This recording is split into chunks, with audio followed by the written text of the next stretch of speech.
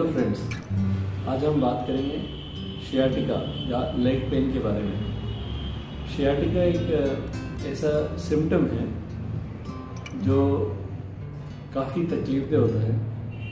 किसी इंसान को अगर हो तो उसकी दिनचर्या में मुश्किल हो सकती है, उसके रोज़ रूटीन के काम में परेशानी आ सकती है, उठना बैठना भी मुश्किल हो सकता है। शियाटिका बोला जाता है कमर से पैर में आने वाले दर्द को।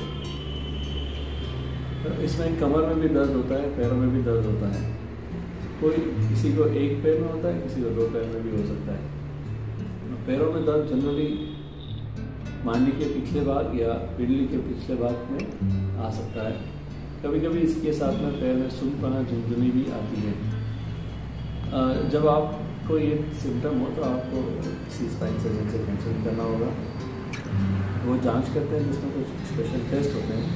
वो टेस्ट से उनको एक अंदाज़ा मिल जाता है कि आपको स्लिप डिस्क कितना होगा। अगर बहुत ज़्यादा है तो वो एक्सरे MRI की जांच करते हैं। MRI में अगर कंफर्म होता है, एक्सरे में सिर्फ हड्डी दिखती है, MRI में डिस्क की एक्चुअल पोजीशन समझ में आ जाती है, जिसे हम स्लिप डिस्क भी कहते हैं, या दो मनकों के बीच की गादी उसको सरकना, उसका सरकना, जिसे स्लिप डिस्क भी कहा जाता है। जब वो गादी पीछे सरकती है तो नस पे या शियाटिक नर्व होती है, उस पर प्रेशर डालती है और उसके लिए पैर में दर्द आने वाले दर्द को शियाटिका कहा जाता है। इस दर्द की वजह से या इस स्लिप डिस्क की बीमारी की वजह से मेन इलाज कंजर्वेटिव है, यानी दवाई, एक्सरसाइज का। जिसको फ़ायदा ना हो उसके लिए से इंजेक्शन या नर्व रूट ब्लॉक कहा जाता है, वो दिया जा सकता है। और अगर उससे भी फ़ायदा ना हो तो ऑपरेशन किया जाता है। ऑपरेशन से वो जो सरकी हुई गादी है उसे निकाला जाता है ताकि नस फ्री हो जाए। इस ऑपरेशन को अलग अलग तरीके से किया जा सकता है। पुराने ज़माने में इसी को लैमिनेक्टोमी यानी स्पाइनस प्रोसेस और लैमिना काफ़ी सारी हड्डी निकाल के किया जाता था।